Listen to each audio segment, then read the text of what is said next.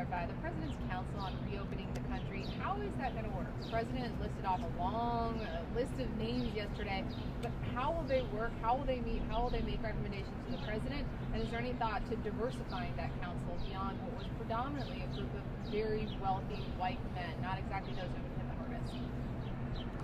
The President has calls on his schedule. I don't know if you checked his schedule yet today, but he has 4 calls with those sectors, even today, banking, healthcare, technology, sports, quite a number of them. So he's starting, just announced them last night, started just today. I think that list is probably less exhaustive than it is illustrative, and there will be other people raising their hand and saying, how can I help? We don't pick who the heads of the sports commission leagues and CEOs of companies are who want to help. You could pick small businesses, they could pick other people to bring a diverse group of voices. Paula, I don't know what's happened to you. Respectfully, I don't know why you've changed and you're in the briefing room screaming at Anthony Fauci and the President of the United States. I frankly think it's unbecoming. But that aside, I'll answer the question about how they're going to help America, which is why I'm here. I think you're here for a different reason, it seems, these days. I'm here, and the council has stepped up because they want to help Americans. 17 million of whom have claimed unemployment. Many more who are claiming unemployment insurance, I believe. You've got about a third of renters who didn't pay their rent last month because they couldn't. You've got people whose financial circumstances change like that, and we're trying to help them. So they are going to stand up and they're going to say, here are my best practices in my industry. Here's what we think we can do in terms of testing, hospital capacity, antibody testing. Certainly, can we surge any need in a particular area or community that may be a hot spot in the future, even though the curve is flattening. And there are 24% of our counties this year, right now, 24% of the counties have no outbreak whatsoever. And about 29 states feel that they perhaps could come back online a little bit more robustly. So it's not going to be turning a spigot everywhere immediately. I saw Mayor de Blasio preceded me on Fox News Channel this morning, and he said he would be cautious. I understand that completely, coming from the mayor of New York City or the governor of New York. They have half of the deaths in our country, I think, approximately, are in New York. But that will not be the case in every state. So the president said he'll work with the governors. They'll have a final say as to some of the plans. Some of them are working regionally, but the best positioned person to restart the Trump economy is the person who got the Trump economy going, and that's Donald Trump. So we're very glad the private sector has stepped up for everything from donating supplies to working food banks to converting their parking lots to testing sites and field hospitals to converting their manufacturing plants to make ventilators and face shields and to provide PPE and send their airplanes abroad to bring back critical medical supplies, and now stepping up and saying, how can I help? So I think that's very important. On the World Health Organization, it's well established that there were problems with China, also that the World Health Organization dropped the ball in a lot of ways. Nonetheless, can you sort of address directly the questions that have been raised about whether the president is sort of using them as a scapegoat for not moving quickly enough after January? Well, they're not a scapegoat. They're in charge of coordinating infectious disease facts and figures, responses. And I think at the very minimum, Joe, that we, the American people, the taxpayers who foot the bill for WHO at the tune of $830 million plus over the last 2 years, roughly 90% more than China paid. They paid 10% of that. In fact, Italy, India, France, and China combined pay about 10% of what the U.S. paid. I read that at the very, very least, we should expect a return on that investment, that the WHO tells us the truth about this virus. Its origins, whether it can be transmitted human to human, they denied that. They made a very political statement that when the president shut down travel from China, that was a very early, bold action that saved many lives here. But lying about it, not being transparent, let's at least hit pause and investigate that. Nobody's scapegoating them. We're asking them why they didn't do their job. They had one job, and it looks like they didn't do it. It's called COVID-19, not COVID-20. It originated in 2019, even though the WHO called it a global pandemic sometime in March of 2020. So they knew for a while, and they dragged their feet, it looks like, and we just want to know what they knew and was the truth there. By February 28th right. in this country, Dr. Redfield told us last week, February 28th, we had only 14 cases in this country. 14.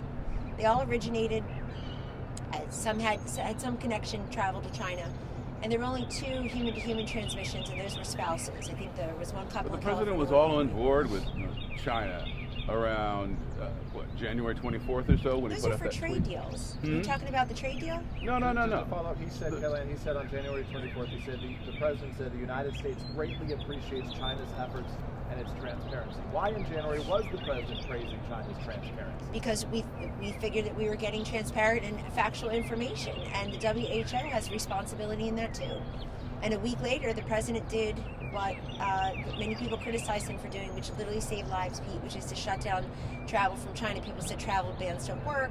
He's xenophobic. You're racist. It worked. He wasn't putting economic but not interests before. above health interests, as some critics No, he suggest. certainly wasn't. Yes, I'm sure. No, he certainly wasn't. And that's why he's taken this action. That's why he continues to say he's not looking at any certain date. He's looking at data. He said very clearly 3 weeks ago yesterday that this is a medical crisis before it's a financial crisis. He continues to say that. And he's listening to the health and medical experts as to when they feel comfortable, along with the economic experts, to turn on pieces of our economy in certain places and certain industries. The president said in April, when things get warmer, this illness will amazingly, miraculously go away. Today's not that warm, I acknowledge, but it's obviously starting to get warm now. The president has said a lot, and just when you for clarity- cherry pick what he said, you're not doing your job, and you're not helping the American This is people. not Are my relying question. upon you for facts and figures. So this is why I want to ask you the question. It The wasn't a is- question, it was a screed.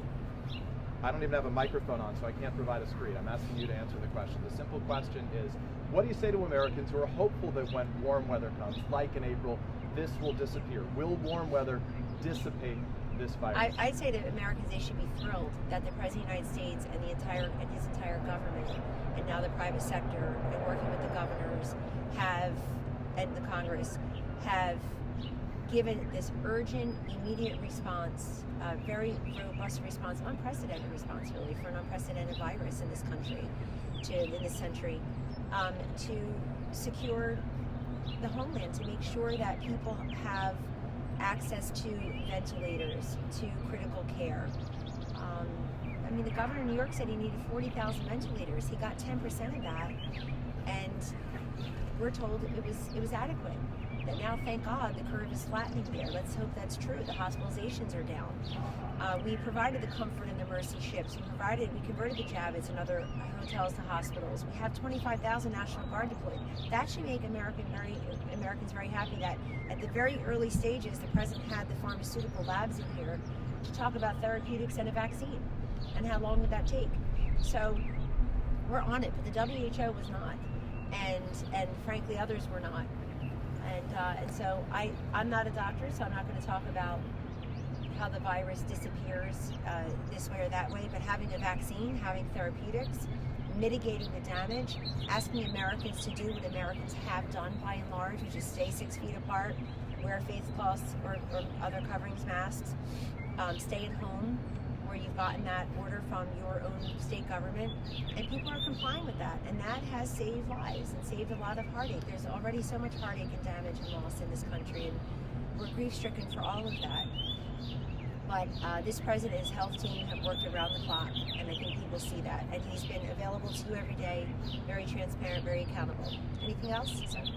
I've just read Dr. Redfield said this morning that he doesn't think now is the right time for defunding or pausing funding for the WHO. I know there's questions they need to answer, but do you think that during the pandemic is the right time to be making this move? Well, they got the money. They have a lot of the money, but it's $830 million plus over the last 2 years, and all we needed was the truth in return. All we needed was some honest information about the origins of the virus. Can it come? Can it be transmitted human to human? What are the risks here? And is it like any other strand? Again, it's COVID-19. They knew about it last year. It's already April.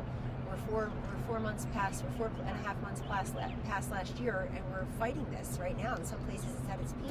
But if we're fighting it right now, do you think now's the time to pause funding to the organization? It's an investigation. It's an assessment. It's an assessment, and I think as the president has made clear on other issues like the WTO and NATO, other people can step up also.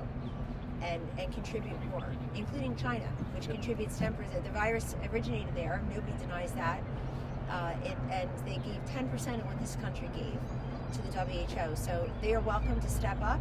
They say their economy is back online. They're welcome to step up and contribute more money. But we just want the truth for the American people who have paid over almost $1 billion in just the last couple of years. We've been paying it for ages. Just for clarity, when would the next payment be? Which is to say, if there's an assessment hour review. I don't know the timetable In other for words, the payments. it's not like there's a check on Friday that you're not paying. It may not be until next year, so we may Correct. be sitting on this and nothing actually changes. Is that what you're saying? That depends on when the What is timetable paid? for the payments, and I didn't look that up. I only know that To there's whom a could I ask that 90-day pause. Pardon? To whom could I ask that question? Like in terms Maybe of when? legislative. I mean, I assume this was an appropriations, Okay. but or OMB is looking at it. But Is one of the goals here to get China to pay more? one of the goals is to get the WHO. The WHO had one job in this case, and it was to be honest about this virus and to give information. Thank you. And China should pay more. Other countries should pay more. I mean, we've gone through this with how many different issues. But if we are going to pay that kind of money, Joe, if we're going to be the major funders, along with some private interests like the Melinda and Bill Gates Foundation, incredibly generous all around the globe, God bless them. We would like a minor return on that investment is when COVID-19 hits and we're fighting it in mid-2020, that we would have had the information that we needed. Kellyanne, is anyone else concerned about what happened in Wisconsin with the judicial race, possibly suggesting the president may not have the support he needs in Wisconsin? No, there was a competitive primary because Biden and Bernie were still fighting it out. So there was a lot of turnout there, a lot of excitement on the Democratic side. Obviously, the president doesn't have an opponent, even though for some reason you guys gave a lot of coverage to the half of percenters combined and some of their consultants. But there was a high turnout there, and I think that candidates, I guess these are two judicial candidates, they have to run their own races. But obviously the president didn't go to Wisconsin, wasn't there campaigning for the judicial candidate. I think sent out a tweet. But there was a